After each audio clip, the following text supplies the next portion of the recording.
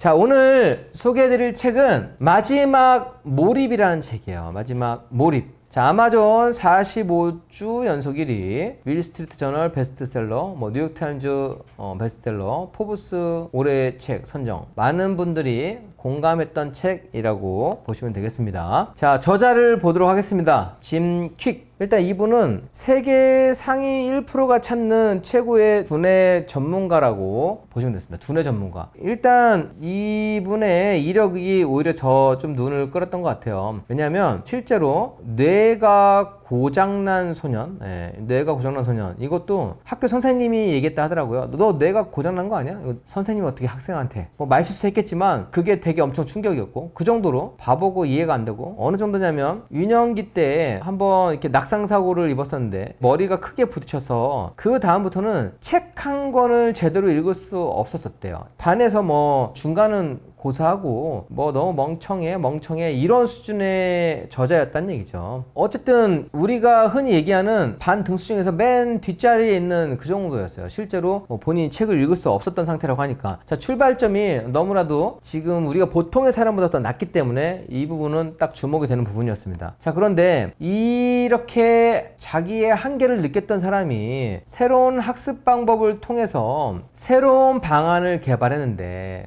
그래서 본인이 이제는 책 한 권도 못 읽었던 수준이었는데 그 자신이 여러 책들을 읽고 그거를 적용해서 자신이 그 자신의 능력을 향상시킨 걸 바탕으로 다른 사람들을 상대로 강연을 합니다. 그래서 지금은 구글, 하버드, UN, 나이키 세계 상위 1% 기업과 대학에서 이 성공 전략하고 학습법을 교육을 하고 있다고 합니다. 우리가 알고 있는 유명인들도 많이 공감을 해주셨습니다. 빌 게이츠, 일론 머스크, 버락 오바마, 오프라 윈프리, 다른 창업자들도 마찬가지고 기억력을 더 끌어올려준대요. 그래서 7일간의 수업을 받았는데 독서 속도가 평균 170% 상승했대요. 보통은 책 한 권을 읽어내는데 수업을 받게 되면 1.7권을 읽어낸다고 하니까 이것도 엄청나게 단지 7일간의 수업만으로. 그 다음에 4개에서 최대치를 끌어내는 방법을 알고 있다라고 해서 배우 윌 스미스. 어쨌든 자기의 한계가 갖고 있던 부분보다 훨씬 더 좀 높은 능력을 끌어내는 거에서는 다른 분들도 좀 공감했다는 거, 이걸 보고서 저도 더 좀 한번 집중해서 한번 봤던 것 같습니다. 자, 그래서 이 책은 크게 목차가 이렇게 구성이 돼 있어요. 우리가 왜 지금 평범한지, 왜 평범할 수밖에 없는지, 이거가 하나 나와 있고, 자, 그 다음부터 이 평범함을 탈취하는 방법이 2부, 3부, 4부에 걸쳐서 나와 있는데, 평범함을 탈취하는 거는 이런 마인드, 이 마인드를 바꾸고 내가 몰입해야 되는 이유를 또 만들어내고 잠재력을 터트려서 나를 넘어서는 방법이 있으니까 이런 방법들도 활용을 하면 좋겠다라고 해서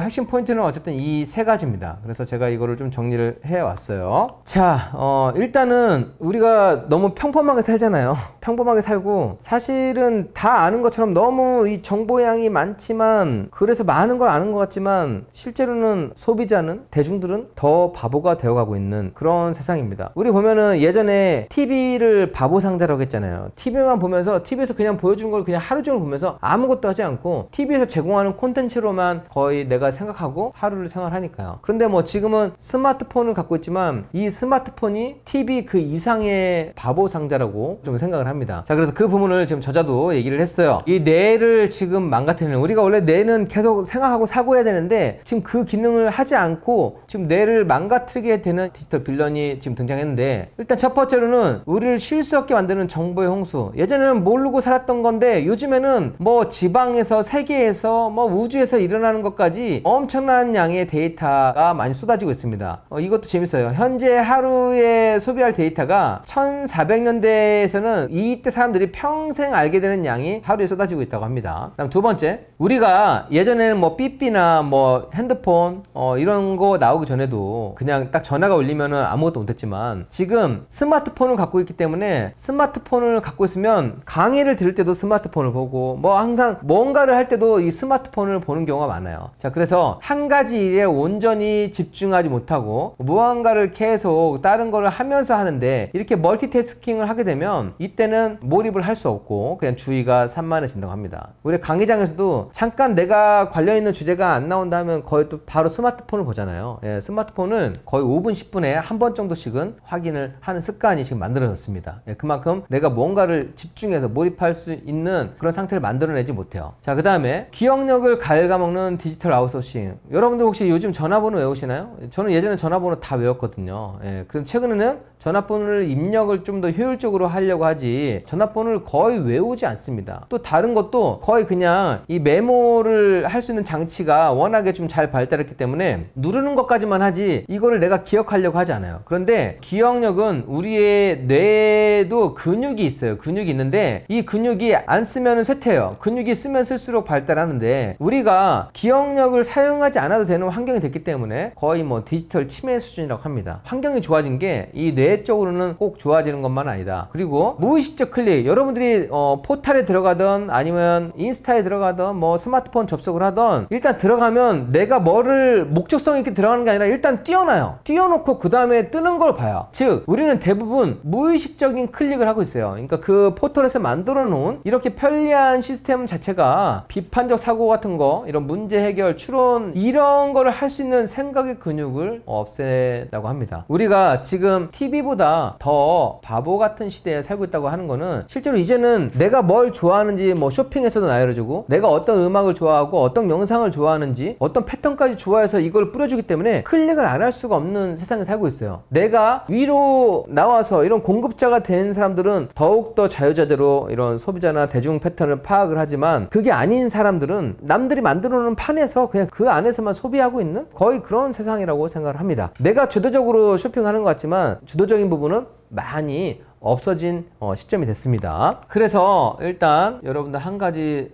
여기서 나왔던 건데 성인 되면 내가 굳는다고. 야, 학생 때는 나도 머리 말랑말랑하고 야 말랑말랑해서 그때는 다 잘 외웠어. 뭐 그냥 옛날 임금 우리나라 조선시대 임금부터 뭐 삼국시대부터 다 외웠어 라고 하지만 이제 내가 굳어서 잘 안 돼 라고 얘기를 하는데 일단 그거에 대해서 한번 실제로 그런가? 라고 하는 여기 데이터가 나와 있는데, 자, 런던의 택시 운전사 면허 지원자들은 이 도시의 명소 수천 곳과 미로 같은 거리 25,000개를 외워야만 한대요. 왜냐면 여기는 내비로 시험 보는 곳이 아니니까. 자, 그런데 지원자의 약 50%만 면허 시험에 합격한대요. 재밌는 거는, 자, 그러니까 이거를 여기는 어떻게든 기억을 하고 암기를 하잖아요. 암기를 하는데 이 택시 운전사들의 동년배의 뇌에 히포캠퍼스라고 하는 후위 해마라고 해서 기억력 역할을 하는 장치인데 이게 발달돼 있대요. 보통의 동년배 사람들보다 이 암기를 많이 했으니까. 그리고 또 하나 더 재밌는 거는 택시기사의 경력이 오래될수록 이 후위 해마가 더 컸대요. 이게 점점 더 커진다는 얘기죠. 아, 그래서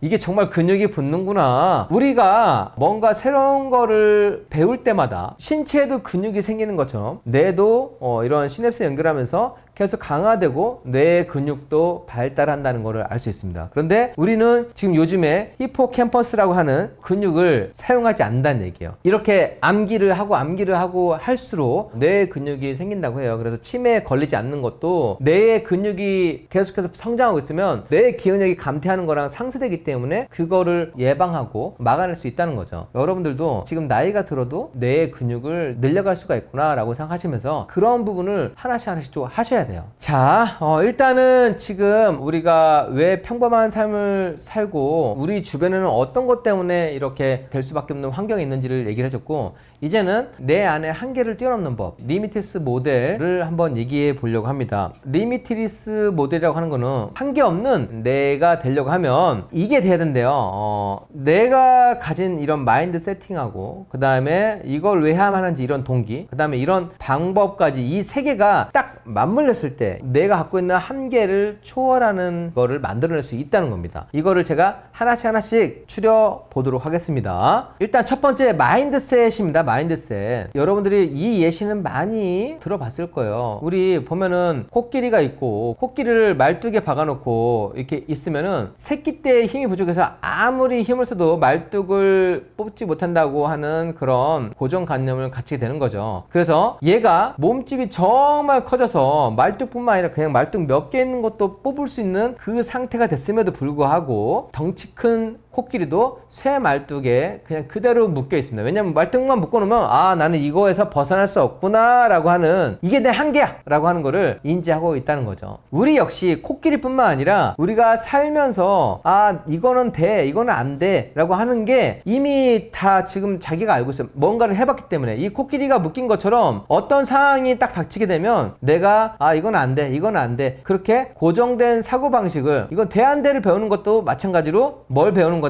한계를 배우는 거예요. 그래서 내가 이렇게 한계를 하는 거는 코끼리만 말뚝에 묶인 게 아니라 우리의 생각도 이런 한계에 딱 갇혀 있는 게 평범한가 그렇지 않으면 차이입니다. 그래서 가장 먼저 원래 할 수 있다고 생각하는 게 뭐예요? 가장 먼저 바꿔야 되는 게, 저는 원래 뭐 멘탈 바꾸라고 했지만 이런 마인드 바꿔야 된다고 하는 게, 나는 할 수 있어, 난 뭐든지 할 수 있어, 내가 도전하면 당연히 될 수 있는 거지. 이거를 가능하다고 생각하는 사람은 계속해서 도전해서 그 방법을 찾아내고 결국 답을 찾아내는데, 내가 이거 안 돼 하면은 그냥 그 자리에 머무르는 거예요. 모든 성공, 그 다음에 나의 한계를 넘어서는 거, 내가 먼저 마음가짐을 나는 무조건 할 수 있는데, 당연히 할 수 있는 거지, 가능해, 이거에 대한 생각 바꾸는 게 먼저 가장 중요해요. 부자가 될 수 없다고 생각하는 사람들은 다 평범하게 살아요. 부자가 정말 될 수 있다고 생각하는 사람은 부자가 되는 거고요. 이게 뇌에 관한 책이지만 성공이랑 연결지어도 다 이해할 수 있다고 하는 게, 긍정적으로 만들 수 있다고 하는 게 이런 부분입니다. 자, 그래서 여러분들도 일단은 내가 배운 거 생각하지 말고, 내가 배운 게 뭐가 중요해, 내가 앞으로 할 수 있는 거가 중요하고 내가 뭘 배울 수 있느냐가 중요한 거지, 내가 뭘 하고 싶은가가 중요한 거예요. 이렇게 마음 먹는 것만으로도 세상에 할 수 있는 게 정말 많아지게 되고, 저는 제가 그걸 느꼈고, 제가 우리 행크에서도 많은 분들을 보면서, 창업도 마찬가지고 투자도 마찬가지고 자기가 갖고 있던 능력도 몰랐던 분들이 되게 많은 것 같아요. 그런데 내가 이것도 할 수 있었네, 내가 이런 능력도 있었네, 그랬던 분들이 되게 많거든요. 일단 첫 번째, 내 마인드셋을 바꾸는 것부터 시작을 한다. 무조건 여러분들은 할 수 있다고 생각하는 것부터 시작하셔야 돼요. 부자가 될 수 있고 성공할 수 있고 모든 것 다 긍정적으로 하는 게 중요하다. 자, 그 다음 두 번째, 이제는 동기 부분입니다. 내가 왜 부자가 되고 내가 왜 건강해야 돼? 동기가 강력해야지만이, 아까 그 마인드 세팅하고 이게 한번 더해져 보세요. 내가 무조건 부자가 되어야만 하는 이유, 내가 건강해야만 하는 이유, 이게 강력해지면 얼마나 이게 심장이 들끓겠어요. 건강한 7세 노인이 좋아서, 이거는 책에 예시입니다. 새벽 4시 35분에 체육관에 가는 것이 아니다. 노인이 가는 이유는 계속 가족과 함께 하고 싶은 마음이 충분한 동기가 되기 때문이다. 내가 부자가 되고 내가 성공하기 위해서도 그냥 야, 돈만 있으면 좋지, 이렇게 단순한 게 아니라, 이 돈으로 구체적으로 뭘 하겠다, 나는 어떤 걸 갖고 싶다, 구체적으로 갖고 싶은 거를 강력한 동기가 있으면 아까 마인드셋이 되면서 내가 지속할 수 있는 힘이 생긴다는 겁니다. 간절히 좀 원하고 그런 부분이 있어야지만이 지속할 수가 있는 거니까요. 자, 그 다음에 세 번째로는 방법입니다. 지금 우리가 방법적인 부분은 이제 저자의 노하우겠는데, 우리는 전통적인 교육 시스템, 기계적인 암기하고 비효율적인 학습 방법으로 지금 배웠대요. 그래서 학습을 가속할 수 있는, 그러니까 더 효율을 끌어낼 수 있는 5가지 핵심 기술이 있다고 해요. 자, 그래서 그 핵심 기술을 갖기 위해서는 집중력을 끌어올리고 학습 효과, 어떻게 하면 더 학습 효과를 높일 수 있는지, 그 다음에 아까 책 한 권이지만 1.7배속으로 읽을 수 있게 한다든가, 지금 남이 주는 것만 보는 게 아니라 내가 비판적 사고를 할 수 있고, 또 기억력도 이걸 한 번 봤지만 그냥 한 번에 싹 기억할 수 있는 검증된 방법이 있으니까 이걸 가지고서 조금 더 나의 능력치를 끌어올리라는 얘기입니다. 그런 부분에 대한 학습 방법이 나와 있어요. 자, 그러면 끌어올리는 방법 몇 가지만 또 소개해 드릴게요. 집중력은 제가 카톡에도 한번 썼는데, 제 카톡에는 하나씩이라는 이 문구를 제가 써놓고 있어요. 왜냐면 제가 정말 많은 일들을 하고 있잖아요. 사업장만 해도 20개가 넘고, 온라인 강의부터 뭐 유튜브, 블로그, 투자도 되게 많이 하고 있기 때문에 제가 보통 몇 사람 이상의 갖고 있는 일을 저는 하고 있어요. 그런데 저 역시도 제가 일을 할 때 지금 현재 시간에 할 수 있는 일은 딱 한 가지밖에 없어요. 그러니까 제가 지금 송사무장 쇼를 한다고 하면 저는 송사무장 쇼만 집중하지 다른 거 생각 전혀 안 해요. 하나에만 집중하면 나머지는 완전히 잃어버리고 이거에만 집중하고 있는데, 그러면은 오히려 더 효율적이고 하나의 업무를 더 완성도 있게 좀 처리할 수가 있습니다. 근데 저자도 아마 그 부분을 얘기를 했더라고요. 내가 일이 많다고 이것 조금 저것 조금 같이 아니면 동시에 하거나 이렇게는 하지 말라는 거예요. 한 번에 한 가지만 좀 해라. 웬만하면 멀티태스킹은 이게 매우 비효율적이다. 그리고 최근에 우리가 여러분들 지금 호흡법에 대해서 되게 많이 나와요. 그런데 이 저자도 호흡법을 얘기했더라고요. 478 호흡법을 좀 사용을 해라. 지금 대부분의 사람들은 바쁜 생활을 하면서 이 가슴으로만 호흡을 하고 배로 호흡을 하지 않거든요. 호흡을 배로 하는 것만으로도 이 심신을 안정시키고 내 뇌를 좀 안정된 상태에서 집중할 수 있게끔 되는 거니까 여러분들이 478 호흡법을 기억하시면 좋겠습니다. 자, 478 호흡법 간단히 설명드릴게요. 4초에 걸쳐서 숨을 들이마시는 거예요. 그 다음에 숨을 들이마시면 바로 내쉬지 말고 7초간 멈추세요. 7초간 멈추고 다시 내뱉는데 8초에 걸쳐서 천천히 내뱉으세요. 이게 바로 478 호흡법입니다. 이거를 몇 번 하는 것만으로도 내가 몰입할 수 있고 신신이 안정된 상태를 만들 수 있다는 겁니다. 우리 보통 명상을 하면 좋아진다고 하잖아요. 그리고 이게 장기에도 좋다고 해요. 이 내 건강에도 좀 좋다고 하니까 여러분들이 가끔 내가 필요하거나 뭔가 좀 몰입하고 싶을 때는 눈을 감고 그 평온한 상태에서, 조용한 상태에서 이렇게 호흡을 하시면 마음이 딱 차분해지고 몇 분만 하셔도 됩니다. 하루에 그렇게 좋다고 합니다. 자, 그리고 사람은 망각의 동물이라고 했잖아요. 망각의 동물. 1시간 이내에 학습한 내용의 50%를 잊고 24시간이 지나면 평균 70%를 잊어버립니다. 자, 그런데 하나의 차이점은 우등생하고 그럼 열등생이 머리가 좋은 게 아니라 반복 학습의 차이라는 겁니다. 반복을 해서 잊어버렸던 거를 다시 깨어내는 거예요. 자, 그래서 포모도로 학습법이라고 있는데 이게 뭐냐, 25분 동안 집중해서 학습하고 5분간 휴식해서 이거를 반복하면 기억력이 확 감퇴되는 걸 다시 끌어올려서 이렇게 높은 상태로 유지할 수가 있다는 겁니다. 반복을 하면 확실히 내가 높은 위치를 유지할 수 있다. 많은 기억을 할 수가 있다. 자, 그 다음에 여러 대량의 정보들을 기억해내는 방법, 이거는 여기 뭐 예제가 나왔지만 단어나 이런 문장으로만 기억하는 게 아니라 시각으로 기억을 하게 되면 이 시각 기억이 매우 강력하다는 겁니다. 보면은 뭐 영화의 한 장면, 어떤 풍경의 한 장면, 이런 장면들을 기억하면 단어보다도 더 많은 것을 한 번에 기억해낼 수 있는데 사람은 그런 이미지를 잘 기억해낼 수 있다고 하니까 여러분들이 어떤 걸 할 때 조금 더 이미지화를 해서 기억해낸다고 하면 더 괜찮다고 합니다. 자, 그 다음에 빨리 책을 읽으면 좋잖아요. 빨리. 자, 근데 이거를 한번 읽어보면 이것도 되게 빨리 읽는 사람은 훅 읽는데 우리는 어떻게 읽어요? 보통 독서는 거의 모든 학습이 기초가 된다. 이거를 손으로 딱 짚어서 하면 눈이 따라간다는 얘기예요. 이게 우리가 지금 눈으로만 봤을 때는 책이 이렇게만 가는 게 아니라 우리 안구는 다시 돌아오게 하는 작용을 한대요. 그래서 돌아오는 것도 같이 작용하기 때문에 진도가 잘 안 나간대요. 진도가 잘 안 나가요. 이거를 최소화하는 방법은 우리가 여기다 손가락을 올리고 손가락을 빨리 훅 하면 그냥 쭉 가기만 한다는 거예요. 독서는 거의 모든 학습이 기초가 된다. 독서 답하는 사람 많은 사람 전략을 할 수 있다. 읽는 것도 훨씬 빠르다는 얘기죠. 그리고 독서는 이렇게 가면 벌써 다 읽었다는 얘기예요. 이거를 손가락으로 하면 속독이 된다는 얘기입니다. 그 다음에 또 한 가지, 방금 제가 어떻게 했어요? 읽었죠? 보통 사람들은 이거를 거의 속으로 읽은다는 얘기예요. 거의 속으로 읊조리면서 속발음을 하면서 읽는데 속발음을 하지 말란 얘기예요. 그냥 눈으로만 보라는 얘기예요. 눈으로만 봐도 되는데 보통은 그냥 이거를 계속 속으로 읊조리면서 이걸 읽는다는 얘기예요. 이 두 가지만 여러분들이 기억하셔도 책에 있는 속도를 엄청나게 향상시킬 수 있다는 겁니다. 그래서 이거는 한번 해보시면 좋을 것 같아요. 그러니까 손가락으로 쫙 보고 내가 읽을 때 읊조리지 말고 그냥 눈으로만 보고, 그래서 이거를 반복적으로 하게 되면 책에 있는 속도가 확 올라가면서 그래도 효율은 똑같이 가져온다는 얘기예요. 자, 어쨌든 이 책에서 여러 가지를 많이 알려줬어요. 뭐 내가 먹어서 좋아할 음식, 뭐 여러 음식도 있고 하지만 저는 크게 추렸을 때 아까 마인드 세팅이 제대로 되고 동기부여를 강력하게 갖고 효율을 높일 수 있는 방법들을 내 걸로 하나씩 해간다고 하면 그거로 인해서 이분은 슈퍼히어로라는 마블 영화를 많이 보셨나봐요. 책 내용에도 이 마블 시리즈의 캐릭터들이 나오는데 슈퍼히어로가 될 수 있다는 겁니다. 예, 그래서 슈퍼히어로를 보면 본인도 뭐 슈퍼히어로랑 비슷하죠. 원래 뇌가 다쳐서 거의 그냥 뇌가 고장난 아이였는데 시작은 평범하거나 최악이었는데 어느 순간 내가 그거를 할 수 있다는 이런 걸 갖게 되고 노력하게 되면 그 한계를 초월해낸다. 여러분들도 마찬가지로 누구나 자기 자신이 슈퍼 히어로가 될 수 있으니까 내 평범한 한계에 대한 생각을 고치고 동기부여를 가지고 그런 기술들을 하나씩 적용해 간다고 하면 자기가 갖고 있는 한계를 초월하는 그런 능력을 갖게 될 수가 있습니다. 자, 이렇게 마지막 몰입이라는 책을 리뷰해 봤습니다. 제가 항상 책을 읽을 때도 자세가 중요하다고 했어요. 저분도 마찬가지로 많은 사람들 만나서 듣기보다도 여러 책들을 보면서 내 걸로 하나씩 소화해서